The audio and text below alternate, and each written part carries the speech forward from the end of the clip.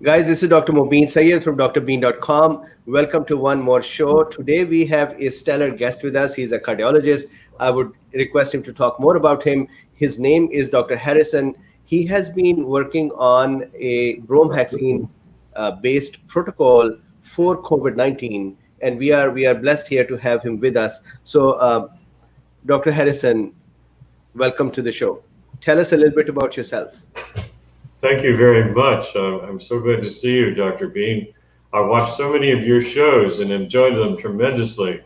I love your cartoons and I love your way of conveying knowledge.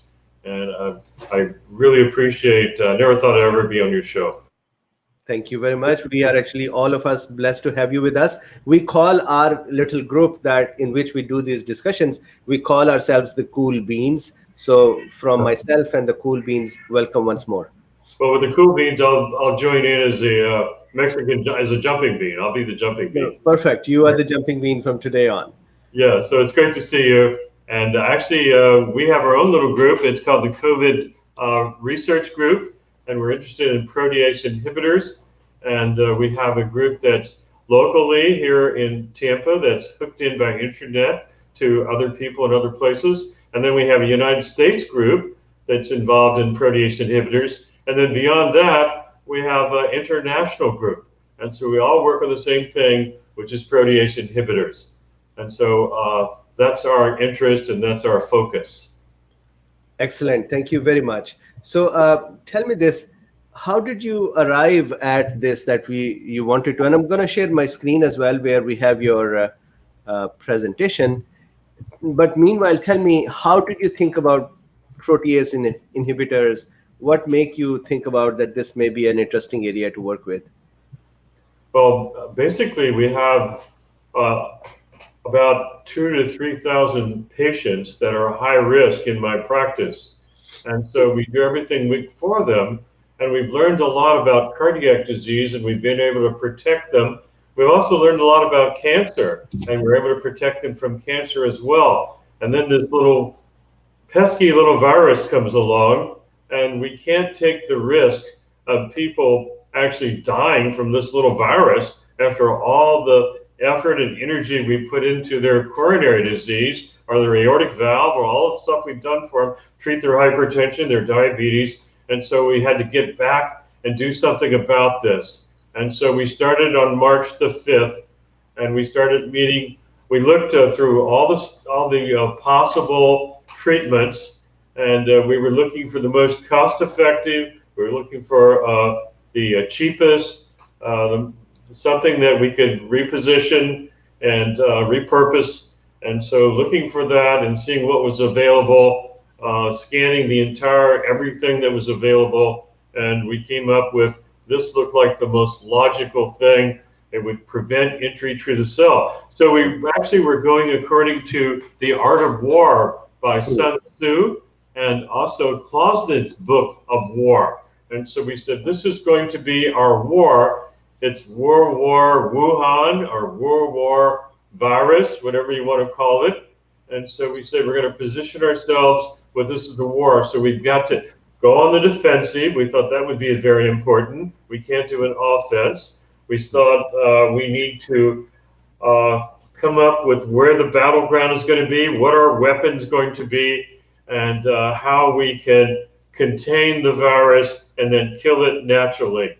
And so we found the battleground. The battleground basically was the nasal cavity, because the nasal cavity has only 3% of the real estate of the nasal cavity can be entered by the virus, because that's where the temporus is for the proteases to basically activate the spike, and then the spike goes to the ACE2. And so that was our plan, was to contain that area, 3% of the real estate, take over that area, preoccupy it as a preventive, and when the virus comes there, it can't get in, and the macrophages will come in and massacre it. So that's basically our plan, The Art of War. Got it, got it. So tell me this, before we go through the presentation, one more question, and I was actually sincerely thinking about it. You are a cardiologist, correct? Tell us a little bit about your practice. I have a question then. about your practice and then Bromhexine. You're a cardiologist, right? Yes, sir. So how does a cardiologist start thinking about COVID-19 and then Bromhexine? How did you connect these things? Well, as a cardiologist, I'm somewhat of a polymath.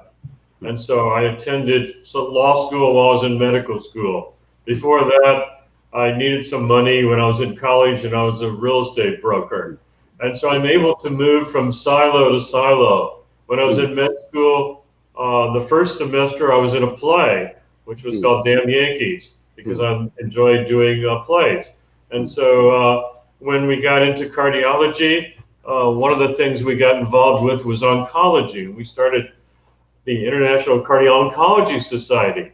And so now we have about 50 universities, and we have about 20 countries involved in cardio-oncology. So that's using two silos and breaching the two silos and bringing it together. Like you got corn, you got wheat, and we're mixing the corn with the wheat, and we're doing the thing together. So then we went on to cardio-orthopedics, and we were able to see that orthopedic patients over the age of 65 will have 1 out of 7 will have an elevated troponin, which is a cardiac marker, post hip or knee surgery. And so we said, that's very important. I couldn't figure out why my patients were having problems and complications. I thought, well, maybe it's the wrong orthopedist. Maybe it's the wrong hospital. But it turned out it was the wrong cardiologist. It turned out that I was the wrong cardiologist. I wasn't approaching them as a orthopedic problem that was putting stress on their cardiac system. And so we decided, let's do that on all the orthopedic patients. So we brought about 400 of them through, and we basically are putting together a book called Cardio-Orthopedics. So we got cardio-oncology, cardio-orthopedics. I'm involved in hypothermic medicine, and I developed the advanced hypothermic medicine course for people and for doctors. I trained 1,000 nurses and trained a couple hundred doctors in hypothermic medicine and how to use that for resuscitating patients. I was involved in early cardiac resuscitation and so forth. And so it's natural for me to move into another silo if I need to be there. Got it, got it. So what I'm going to do is this. I'm going to then, with this introduction, let's start the COVID discussion. So I have your slide deck over here. This is your first slide. Here is your second slide. Please let me know which slide would you like to start discussing from. Well, let's talk about, let's move on to the third slide. These are just little title slides. Let me move on to the next slide, please. And this is our local team, and not really local by the internet criteria. And you know Karen very well. Dr. Karen is involved complexly with us on a daily basis. And we have Dorena, who's going to be a med student. And we have two doctors, Dr. Ho and Dr. Hamza Farasha. And then Whitney has been an ARNP. And then CJ is going to go to medical school. So we all came together as a group. And we do this all the time, where we have students that will come together, we'll form a team, we'll do research, we'll put together a poster or some posters and present them at national meetings and write them up and create a couple articles and maybe even a book. Got it. Perfect. Thank you very much for forming this team. So if we go to the nose, I love this sentence. So tell us about this one. This is our battleground. This is the nasal cavity displayed two-dimensionally, and the battleground is showing with the dark little things that are colored are basically the only cells that are goblet cells and ciliated epithelial cells that have access for the virus by having both the ACE2 receptor and the protease activator to activate the spike. And so those cells then can only get in there. So when they get in there, then they start replicating, and it takes a while, depending upon the viral dose and the viral load. It really doesn't matter what the viral load is. That's all they're going to get into. And so they get in there, and then they start replicating. And as they replicate, they try to build an army. And it'll take maybe 6 or 7 days when you're asymptomatic for them to build an army. And then that army wants to march on to greater territory where they have more ACE2s and more temperance, which means Maybe they tried it for the brain, and they can't get in the brain because they go up the olfactory nerves and try to cross the cribriform plate. This would be a great cartoon for you. And they can't get across the cribriform plate. And so what happens is the Thermopylae defense, where the olfactory cells pile up a bunch of their own cells, like the Spartans did in Thermopylae. They piled up the Persians, and you couldn't get through. Well, they pile up their own bodies, the olfactory cells that are dead from apoptosis, and then they can't get up the brain. Well, you complain because you lose your sense of smell, and you say, oh, this is terrible. I can't smell anything. Well, it would have been worse if you didn't lose your sense of smell. You would have gotten encephalitis. So be happy that you can't smell for a couple weeks. The olfactory nerves grow back about 1 millimeter a day, and so that'll regenerate. So this is where the initial battle is fought. If we can lock down all these cells, keep them from getting in there, and keep the virus from building an army, we can win the day and bring in our own macrophages and wipe them out. And so that's the whole idea of prophylaxis and prevention. It's all based on military art of war. Got it. Got it. So for the cool beans here, this is the discussion that we've been talking about TMPRSS2, and that is bromhexine and chemostat mesylate. So Dr. Harrison is talking about how the TMPRSS2 based protocol can help, and he has some evidence as well for the work he has done. So Dr. Harrison, should I go to the next slide? Well, let's take just a minute to say that we did go with chemostat as our first choice. And we submitted that to BARDA, and that was on March the 5th. Well, that stayed there. March the 5th, BARDA was building their own new website, and so they couldn't do anything for a whole week. And then after that, BARDA was training their people who would be reviewing all what we submit. They were training them to the new website. So with a pandemic, they were shut down for 2 weeks. Finally got into BARDA for chemostat, and we had some help from Ren Archer, who gave us some help from Representative Jeffrey Rotenberry. And so we got some help getting around the BARDA problem and getting into the reviewers and making a presentation. And we had some international people like Stefan Poland, who did the original research at the Primate Center on chemostat. And we had Margaret Cancio, who's our premier infectious disease person here in Tampa. And so we did this whole thing, and we got that, and we went to the FDA, and the FDA, after 150 days, finally gives us a number for an IND to do a research study that starts October the 15th and will be finished by Thanksgiving. And we could have, the process of getting the IND number is 5 times the amount of time it takes to do the research study.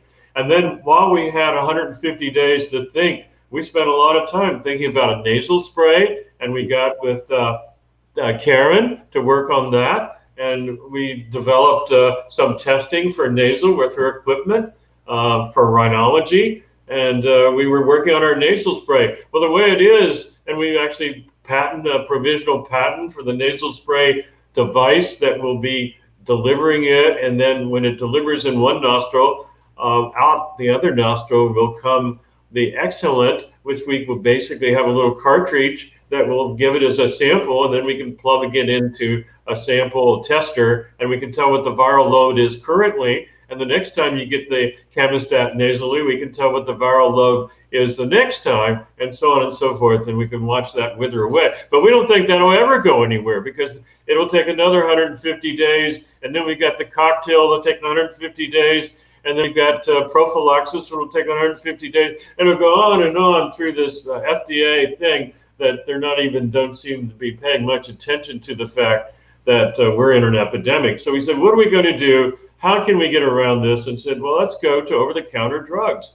And basically, they're outside the regulatory authority of the FDA. And so that's what we did. And that's why we chose chemostat. And chemostat is concentrated in these nasal cells, the goblet cells and ciliated epithelial cells, and is concentrated there 5 to 1 over what it is in the plasma. So that's a wonderful thing from bromhexine, and we can use it for that. And it's right there for our defense. Now, there are several other cell entry sites on these cells. And so the next thing was, how are we going to lock down the entire cell? And so you can see here that we're looking at the other proteases and how we can block those off. So we got chemisted or bromhexine. We call that the front door. And this would be great for your cartoons again. I would love to see your drawing of the front door. And so we got the front door. We've got the screen door next to it. That's a furin cleavage protease, PRRARSV. Okay. And so we want to basically block that one. So we have luteolin, which is an over-the-counter. You can order it from Amazon Prime and get it in a couple of days. And so then we went down to the cat door on the lower right-hand side, flip over to the right-hand side, and we got a cat door, and the cat door is a unique cat door. It's the only cat door in the world that has a screen door too. And so the screen door we know is furin cleavage, and we can block that with the basically what we're using there, which is the luteolin. And so now we want to block the cat door itself. So that's your ursotic acid will be the protease blocker for the cat door, which the protease there is lysosomal cathepsin protease. See that at the bottom right beneath there? Yeah. Lysosomal cathepsin protease or cathepsin L protease. And so that's the key. And so we've got that one blocked. We think that's about a 10% penetration rate. And then so now we go over to the doggy door, which is CD147, and we need something to block that. And we didn't find a exact blocker, but we found an indirect blocker, which is curcumin turmeric acid. So turmeric and curcumin will do that. Turmeric, okay, turmeric. So any Indian gentleman who's eating supper or any Pakistani will understand, this is something they use every day, and we probably don't even have to cover this one. And so now we've got all 4 doors blocked off, and so we're very happy at what we've arrived at, and now the war will begin. Excellent. So this is your everything covered. So not just TMPRSS2, but you have 4 mechanisms by which you're blocking the viral entry into the cell. And I love it that the curcumin is there. My Cool Bean audience had been asking about talking about curcumin. So we're going to talk about it. And here we have you already using it. Excellent. And so doing this basically locks down all doors. And we think we've got a lockdown. So when the virus comes in, the virus will try to penetrate. It won't be able to. The bromhexine is a mucolytic.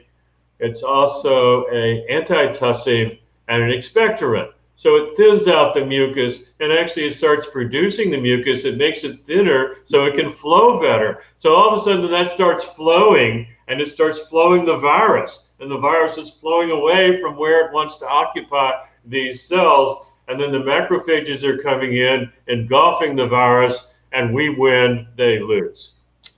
Excellent. I love it. And Cool Beans, we actually had a song as well that Dr. Harrison had with his team. I just could not play it. I wanted to actually sing that song here with Dr. Harrison.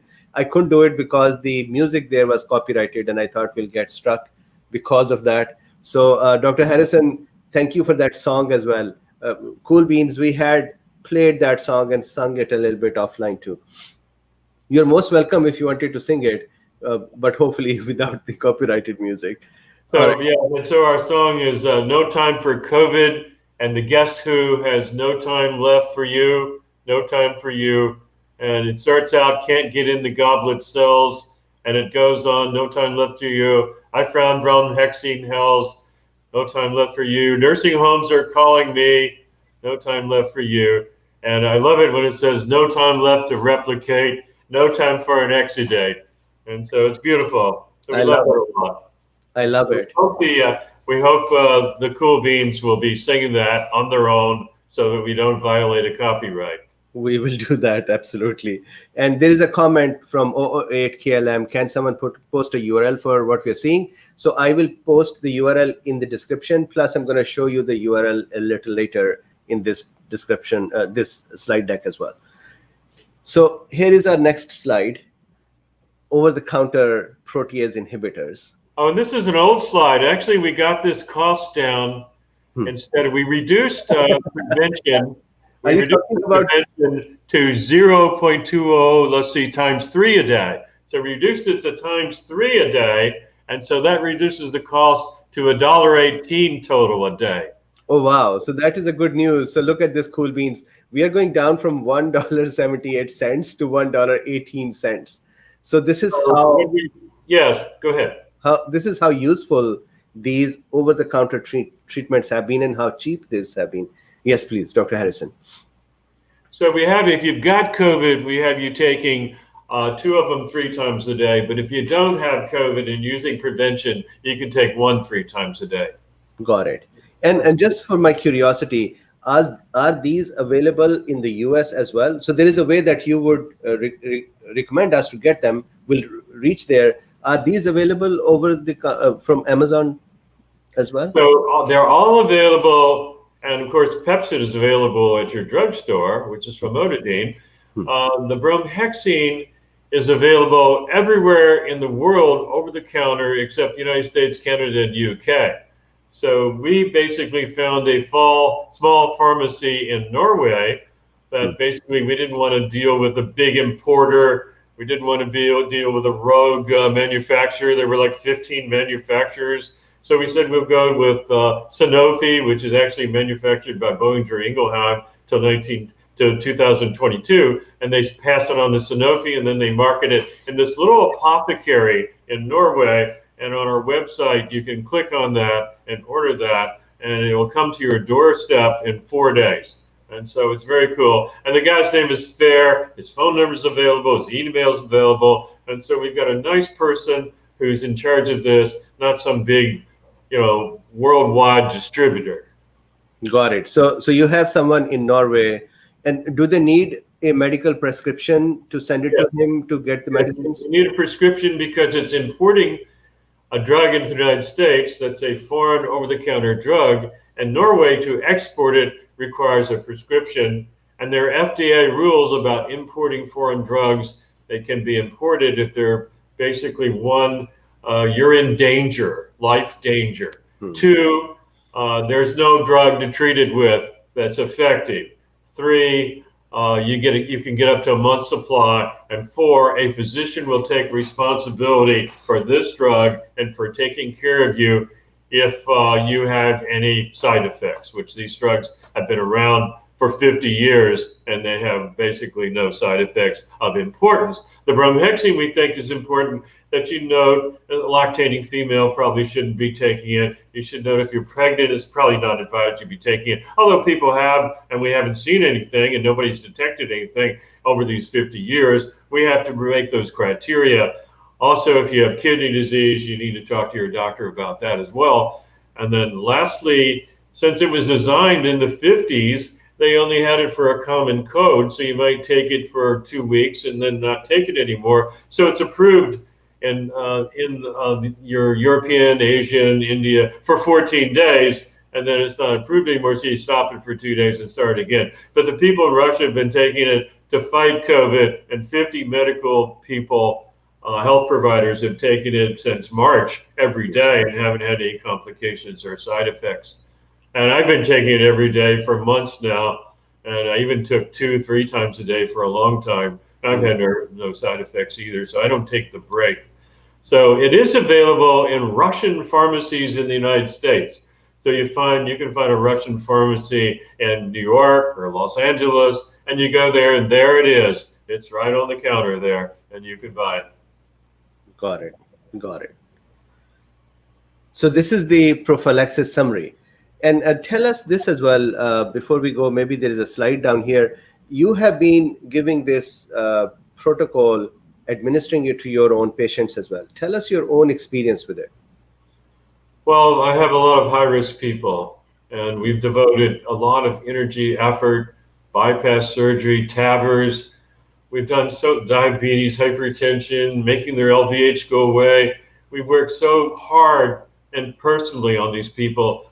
And even got to the point where nobody dies of heart disease. So then we get to the point where, and of course, people extreme will, who have extreme congestive heart failure and stuff like that. But it came to the point where many people will survive into their 80s and 90s with heart disease, and we can't let them get cancer. So then we started doing cancer surveillance, and that became important to us. And when this virus came along, and basically the patients that I have might be the victims, I got very upset about that. And so that's how we got into this. And so people sign up in the office. Nick Hull, who's right here, has actually done some, and let's put Nick over here. You can say hello to Nick. Nick is right here, and Nick is helping us with this broadcast, but he's taken this on as his own project. And he's met with these patients and gone through a 40-slide deck, to review with them what the parameters are and what the interest is and why we're targeting at this. And so we have signed up about 360 people. Some of them may not order all the drugs, and if that's okay, then we'll call them the control group. And some may order all the drugs, including the European drug and from Norway, and then we'll call them the active drug group. And so we get in touch with them at 6 months, 9 months, and 12 months and see what the prospects have been from COVID. Now, these are my patients, and so if any of them get COVID, I will get a phone call for sure. And I know I will, because I take care of them on a daily basis, and they call me if there's any problem. So so far, the only people we've gotten phone calls from are the people that basically just turned it down and said, we don't want to do this. We'll be fine. We'll just wear our mask. And so then a doctor who's a friend of mine winds up, on his boat, isolated. And he says, those drugs, can you get some over here right now? I need them quick, And then we have another one who's an airline pilot for Delta Airlines. And he said, he gives me a call. I want those drugs. And so we get those drugs moving. And these people don't wind up in the hospital. We're very happy about that. Go ahead. Excuse me. I am so proud of this, that you are doing this. I had been talking about Bromhexine and TMPRSS2 type blockers for a long time, and I was a little bummed as well that we had not found a way to get that in the US. So here we are, and I am so blessed that you actually contacted us and said, I have something that I want to discuss with the Cool Beans. So I am very, very happy. One note for the Cool Beans here, there are some questions on the live talk, and there are some questions on the Twitter as well. So let me just get through some of this material, and then we're going to come back to the questions as well. Back to you, Dr. Harrison. So basically, this is what we're doing now. And no one has had what we consider an important complaint. I had some photodermatitis from taking 2-3 times a day. So I dropped down to 1-3 times a day, and it went away. And so we had someone that complained of some swelling of her face, but I'm not sure that was from that, because she didn't have any angioedema type signs of her lips or her tongue or anything. We stopped it, and it didn't go away. And she has some other medical problems that may have caused that. But we look and analyze every complication anybody seems to put on this, and we look and talk to them to make sure they're okay. Perfect. That's what we've been doing. Perfect. And I see a comment here from M. Gregory that I'm a heart patient here. I'm a heart patient, and I feel relieved now. And Cool Beans, this is something that I had been thinking about for a long time as well. That what are the things that we can do for the high-risk patients, number one, or the patients with the comorbidities. So once again, I am very happy about this situation as well, that we have something cheap and something that is approved, something that has been used, something that is safe, and now that something that for which we had been studying the mechanisms that it would work. So very happy for everyone here. And once again, I'm quite excited, Dr. Harrison, that you're here. Cool. So this is the protocol itself. Bromhexine 8 milligram, 1 to 2 tablets 3 times a day. Curcumin or turmeric, 1 to 2 caps 1 time a day. I actually have turmeric capsules sitting right at my dinner table as well.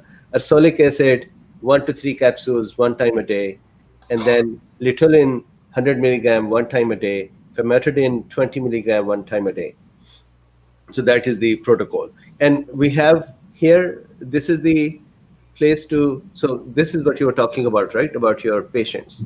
Exactly. And I need to say that this is a research study, and we plan on expanding this into thousands of patients as a research study.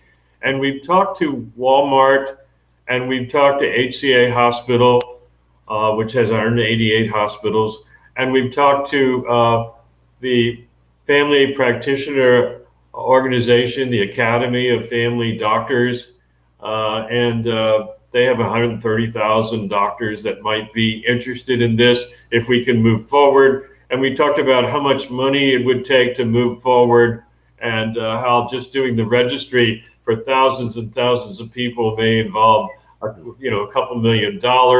We have $1 million right now riding on the Chemistat study, which begins October 15th by Sanger Pharmaceuticals. And so, and my job is not to promote this drug. The FDA says I cannot be involved in promoting a foreign drug. And so I am not promoting this, and people can get their own doctor to write the prescription or sign the prescription. I sign it for my own patients and their families. It's not a promotion, it's a registry. And if we get enough finances, we'll do a randomized clinical trial. And that's our plan. And we have a excellent researcher who's in a position to do that. Got it. So thank you very much for this. So this one is potential healthcare financial aspects of this. And then I wanted to show this to everyone. Cool Beans, what I'll do is this: after the talk, I'll take this link and update it in the description as well. However, if you can see it here, this is the website where this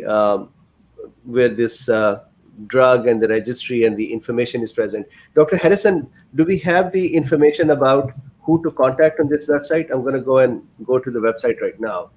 Well, go to the website and you can click on to get these products, but the interest is joining our registry. And Dr. Ho is in charge of the registry currently, and then eventually a PI who's an excellent PI will be in charge of the registry. And so if you get involved with this, please notify us of your involvement, or please notify Dr. Bean, because we want to have you. There's a contact place there you can click on. There's also a buy place to click on. They're microscopic. You have to have good glasses to see that. Got it. Click on there, you'll know where to go and what to do. And this is the buy, correct? Yes, and we want you to be part of registry. Again, we're not promoting a foreign drug on U.S. soil. Got it. So how do we become part of your registry? So let's say if I want to do it, where do I go here and become part of your registry? And that's by the contact. You go to the contact, and on the contact, you will see how to get into our email at info@harrisoncardiovascular.com.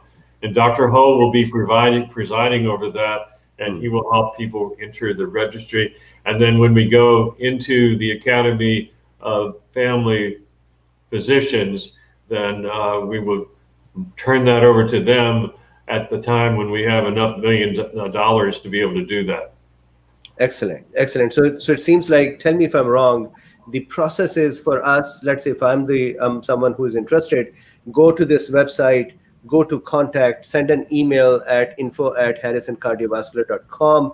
That puts me in the registry. Then I go to my doctor and have the prescription. And if they give me this prescription, then I send it that prescription. Do I send it to you through that as well? The prescription goes to where you put Bromhexine up there. You actually make a copy of it, scan a copy, and then send it to Spare, who is there in Norway at the apothecary, and he will disperse it only if you have a prescription that's been signed.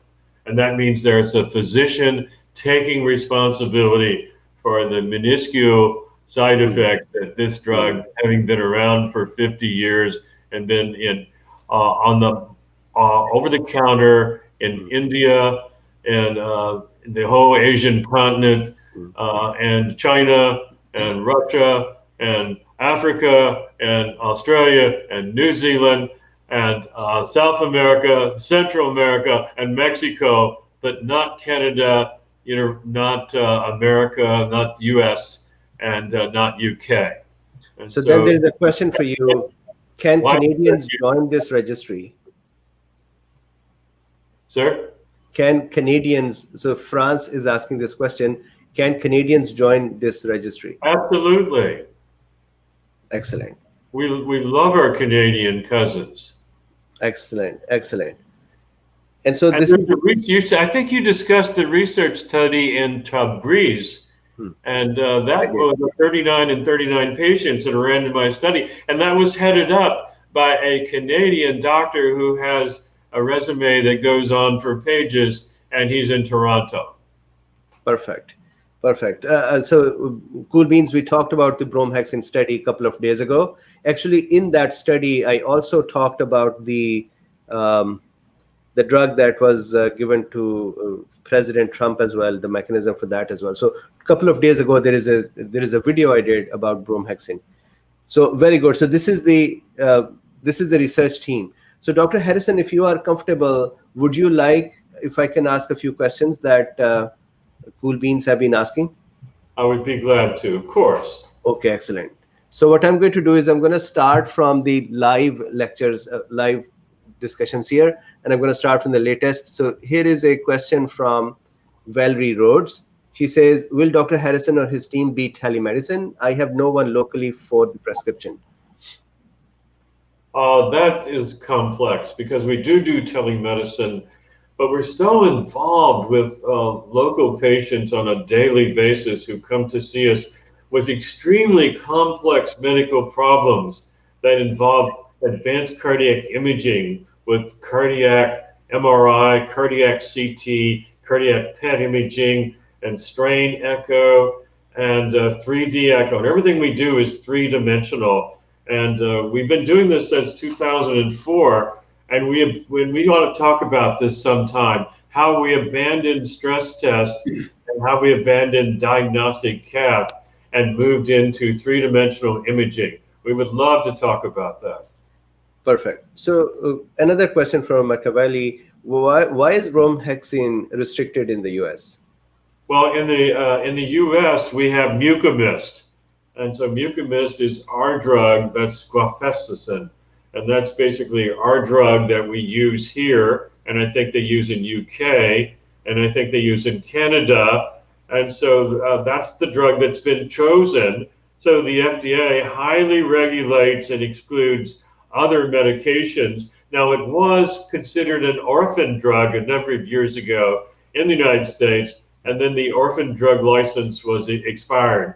And so, so it's not wanted by anyone in this country. We have our own mucolytics, we have our own antitussives, our own expectorants, we have our own providers. And so you have to realize that there's some protection against big pharmacy in our country, not only protect us, that we don't get something that's going to make us mutate, as well as to protect the pharmaceutical companies that have taken a lot of risk and spent billions of dollars to provide this for us, and we're their best market. As much as I don't agree with the tactics during the pandemic, I understand their position. I just think that during the pandemic at this time, people should have been given a little more flexibility. Still, thank you very much that at least you bring an avenue to the Cool Beans and say, if you can't get it, then here is a way to still be able to have a potential to go get it and protect yourself and your loved ones. So then here is a question from Aaron. I've read about rare but severe allergic and life-threatening reactions triggered by Bromhexine in the review of literature. Thoughts? So apparently there have been a couple of people who've had anaphylaxis. There has been anaphylaxis with everything that I can imagine. There's the biggest incidence of anaphylaxis in the United States is from bee stings, and we can't isolate bees and make them not available, which is a serious problem for us. And then peanut anaphylaxis is a serious problem, and it has happened on airplanes from peanut exposure. and many other places. So every angioedema and intubation from lisinopril and some of the prils or amipril is a significant problem. So it turns out that this particular problem, as well as Stevens-Johnson sort of desquamating dermatitis, had been reported, but the reports are very, very little, and it might be in the same thing as what happens when you have a vaccine, where you get into the 1 in a million or 1 in 2 million. And it might be when you consider Guillain-Barré after a viral infection and the incidence of that, and then the hangout from COVID, where people are having hangout from COVID for weeks, and then those that 1% are getting hangout for months. The myocarditis, which is 60 or 70% of COVID cases.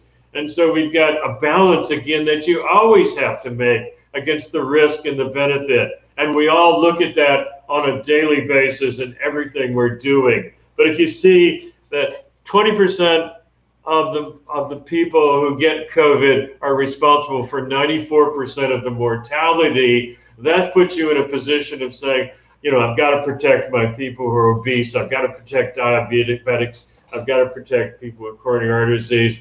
You know, I've got to protect hypertensives. And how am I going to do that? And so it's always mentioned the downside. We always look at the downside and we look at the upside. And as clinicians, try to balance that.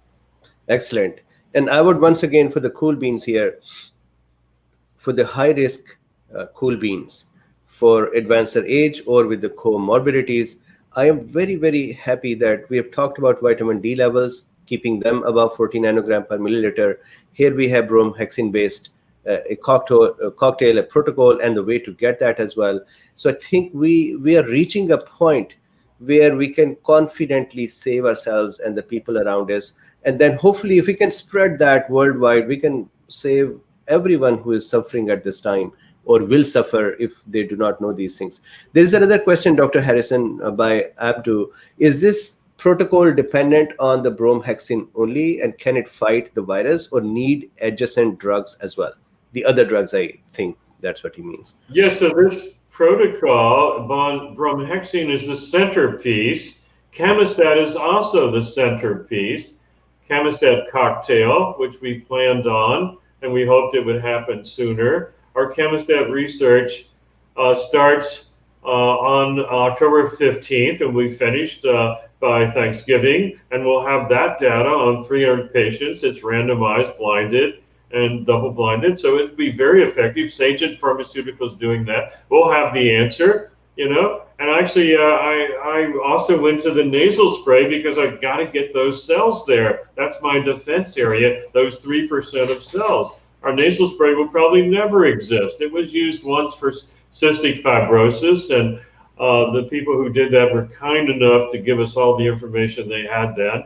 And we were posturing it, but we didn't realize it's going to be so difficult to get through all the channels of bureaucracy and move forward with that. So we think that we're doing a lockdown on the front door. And so there's the cat door, the doggy door, and some screen doors. And I worry about the virus, which is capable of mutating. And as you know, I hope you know about the G mutation, because if you don't, we want Dr. Bean to tell you that, because the virus in Wuhan was nothing. It had 65 spikes on it, of which only 15 work. Well, made in China, what was your expectation? Only 15 would work. And so that was okay. It was a 4,000 mortality. No big deal, you know, when you think of all the people in Wuhan, there's like 15 million.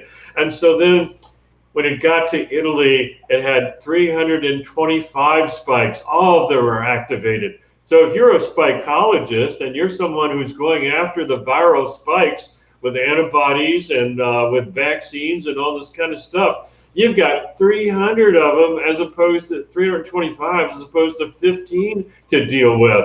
And so that makes it much more complex. And so we said, we don't want another mutation to occur. So let's lock down all the doors. We don't want the furin activated protease entry to happen. And we don't want the cathepsin L lysosomal protease to cause it to get in. And we don't want the CD 124. And so we've positioned ourselves so we block all the doors so we don't get a mutation, and that one then pre-selects, and then we're fighting another virus. I love this. I love this approach. Thank you so much. So it's not just the team PRSS2, but any other possibility of the viral entry, you are already taking care of it. One more question here from M Ball. Are there any foods or supplements that could combine to create small amounts of bromhexine in the body? Yes. Bromhexine comes from a flower, and it comes from a plant that has a lovely flower, and the plant's growing all over India, and it's used for Ayurvedic medicine, and you can go to your Chinese store downtown, wherever you live, and there it is.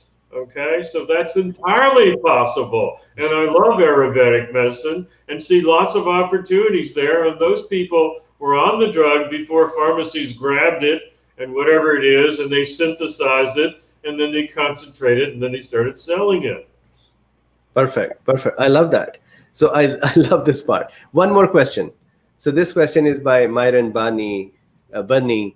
Why do no vitamin D3? Why is there no vitamin D3? Well, actually, we started out with vitamin D3 and zinc and aspirin and the things that Trump just got. We started out with, and we said those are great things, and we know everybody's on that, or you should be on it. So we said we don't have to include this because we're all taking it every day, and so let's just narrow it down to our attack. So we hope that you are taking vitamin D, and we hope you're taking zinc, and we hope you're taking, if you get it, you should be taking aspirin because of the clotting process.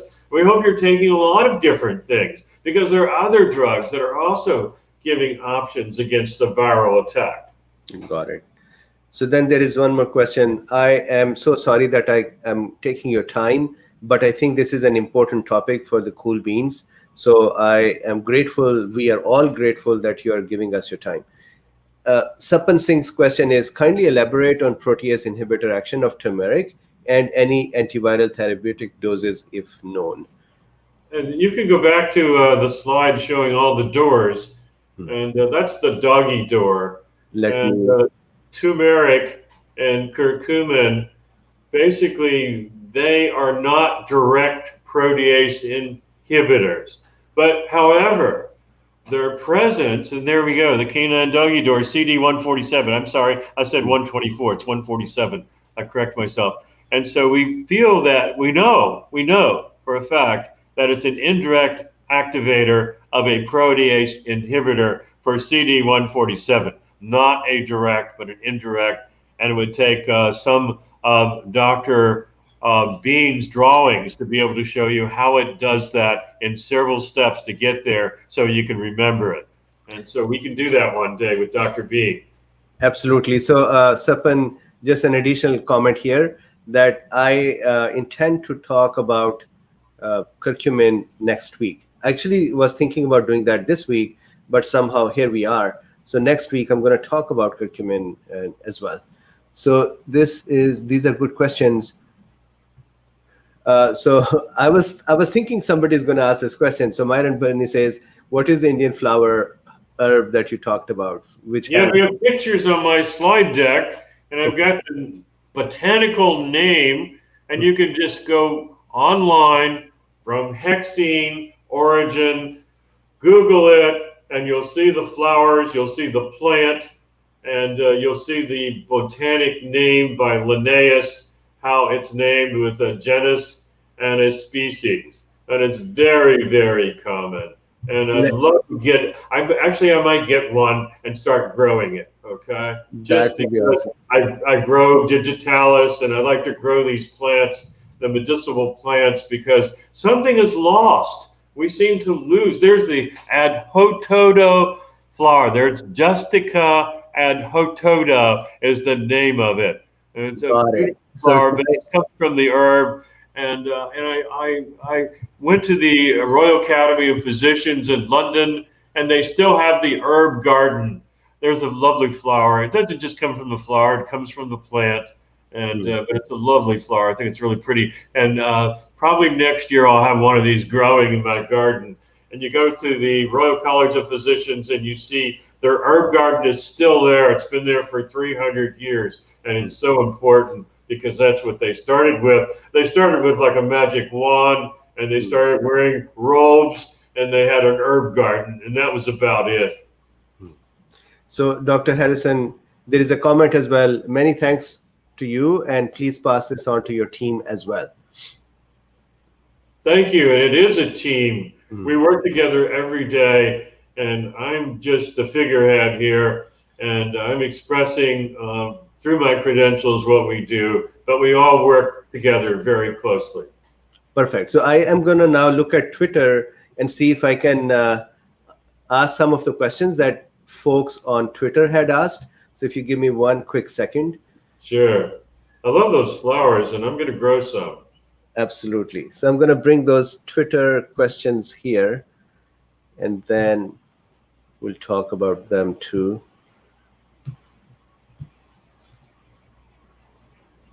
How are you doing with the time? Are you comfortable?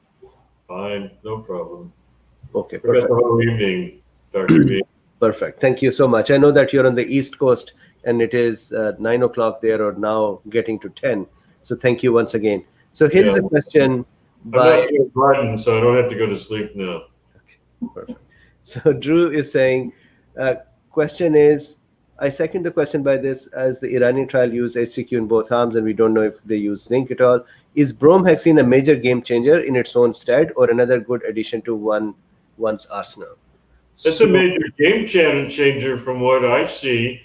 And as far as the Iranian trial, standard of care was hydroxychloroquine, but unfortunately, in I guess the medicine that we practice, we have to draw it down to one drug, one treatment, and one randomized controlled study, which is not very logical. And unfortunately, that's what we have to do. And it may be bromhexine doesn't work really well without hydroxychloroquine, for all I know. Or maybe hydroxychloroquine doesn't really work very well without bromhexine. And so many things, it's so narrowed down by Medicare that they pay one drug, for doing one thing.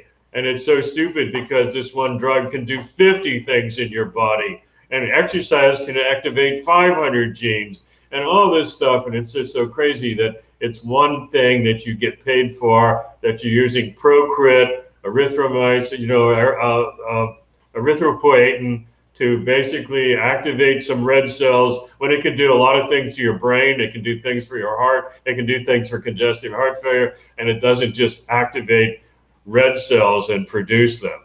Got it. So thank you very much. There is a question by Mauro Long, and that is, number one is, which I think you just discussed, that can bromhexine alone work, or does it need hydroxychloroquine? And then there is another part here, and that is there any interaction, I'm assuming, with the quercetin and bromhexine? Are you aware of any interaction of quercetin and bromhexine? Yeah, and I can't answer that. The hydroxychloroquine, quercetin. Quercetin is a great drug. I love quercetin. And then there's an quercetin. And those are wonderful drugs. And I can't tell you the interaction, but I love those drugs. And I wish we had those out in the mainstream and we were testing them too, because those are delightful drugs. I'm very excited about them, and sorry they're not part of one of my studies. No worries. And then once again, the cool beans here, I think you'll be proud of it, that we have talked about quercetin and NSC and many other drugs for so long before. And I think many of us have them in our pantries as well to use them on a daily basis. So there's another question, Dr. Harrison, K-pop super strong. How many days of onset of symptoms they recommend to take bromhexine? What if you have COVID but no cough? Okay, well, bromhexine, as you know, is an over-the-counter drug for expectorant and antitussive and mucolytic and thinning the mucus, but that's what it's used for the common cold. It's really interesting. It flies out over the counter in Norway, and I looked at Norway, and they're ranked number 43 for mortality per million people for COVID in terms of countries. So I could actually do some kind of correlate study and find how much bromhexine is sold in which country, and then what their number is. That would be very interesting. And so it's for COVID. If you get COVID, it has nothing to do with your cough. And basically, it has to do with preventing viral entry into these cells. And it's going to do that not just in the nasal cavity, but if you've got it in your lungs, if you've got it in your brain, if you've got it in your kidneys, wherever you got it, if it's getting in your fat cells, it's going to be active. It may not be as concentrated, but it's going to be an active drug, and it's going to prevent viral entry. Okay. It also prevents other things that have to do with the TIMFRIS. And so you have to look at that too. And that's one of Dr. Bean's drawings. You can look and see all the different things that are happening there with bromhexine. So then one more question to the same question here. If somebody has already gotten COVID, will this protocol still help them, or are they beyond the point of viral entry worries? And so you're still going to have virus trying to enter cells to take over. It's just going to be on a larger scale because now you have an army of virus. And so I increased the bromhexine and doubled the dose to 2-3 times a day for that. And diabetes, taking this in a syrup form, there is a syrup form. It's usually for pediatrics, for kids over 6. That's the other restriction, is you can't take it under 6 if you're a child. And so there is a syrup that's available for children. And basically, as a diabetic, I don't know why you can't just take the pill and why you want a syrup form, because syrups are elixirs and they can be, glucose and all kinds of complicated stuff to make it liquid. And so I don't think you need to do that. Got it. So for Debashish, if possible, the non-syrup form will be better for diabetics. But if somebody is diabetic and if they cannot take pills or that form, then of course syrup, and just make sure that their diabetes is controlled. Corey Gunnell says, I would appreciate hearing Dr. Harrison discuss the dysregulation of blood pressure, too high, too low, why this happens to long haulers, best way to treat it, and for how long. And just a clarity here, we, the Cool Beans, have been calling the post-COVID syndrome, where the symptoms persist for weeks and months. We call that long haulers. So her question is that in case of long haulers, when their blood pressure is fluctuating too much, how would you help them? This is a real problem. And so what kind of problems have we addressed in the past? Well, we addressed something called ME slash chronic fatigue syndrome, CFS.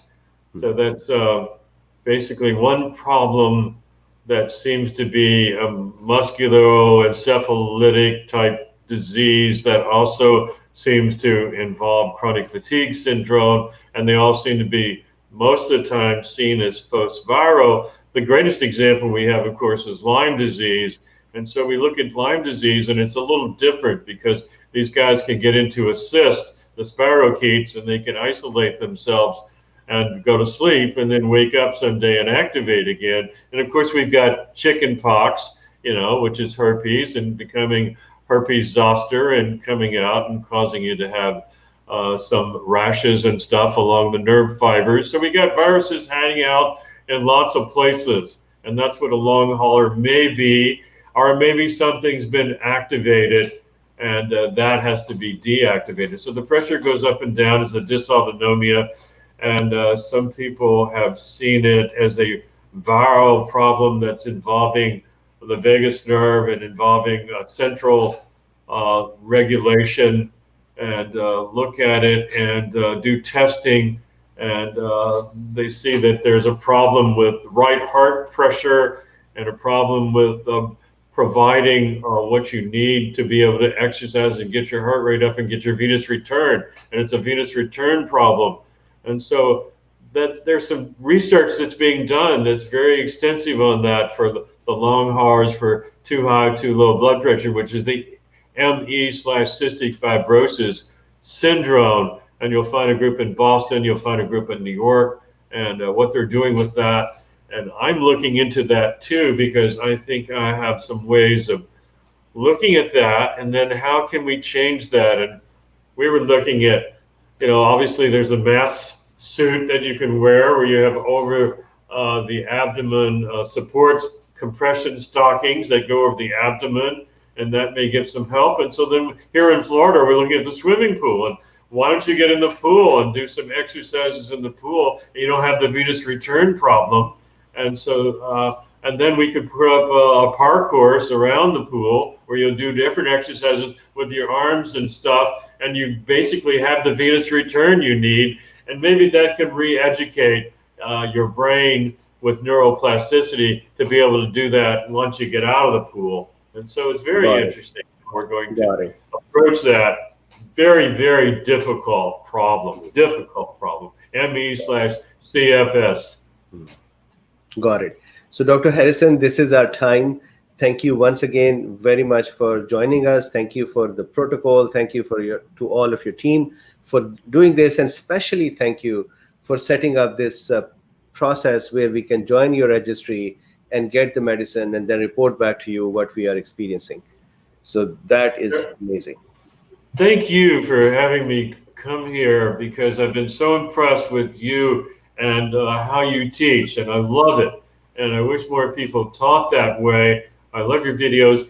The other thing interesting about this is we would like to come talk to you about cardio-orthopedics, cardio-oncology, cardio-hypothermic medicine, and we'd also like to talk to you about cardiology, where we've actually changed everything in 2004 and moved on from stress test, stress echo, stress nuclear scan, which have a 40% false positive, 65% false negative, and moved into something that's real, where we do CT scans, and we have 4 apps, and we do MRIs, and we do PET scans, and we do strain echoes. So we'd love to tell you some things about this that are so interesting, and I'd love to see you make drawings for it. Okay? Will do, definitely. I would love it. So we have about 1 million people's group of cool beans, and we love to discuss these medical concepts. Nowadays, we are focused more on the COVID-19, but I would love it whenever you have time. We would love to hear more from you about these things, especially the cardiovascular issues. It's been an honor and a privilege. Thank you very much. Thank you very much. Have a good night. And Cool Beans, thank you very much for your questions and for joining us. We'll see you on Monday. Tomorrow is my off. I had misspoken yesterday. I thought today is Sunday, but today is Saturday. So see you on Monday. Bye-bye.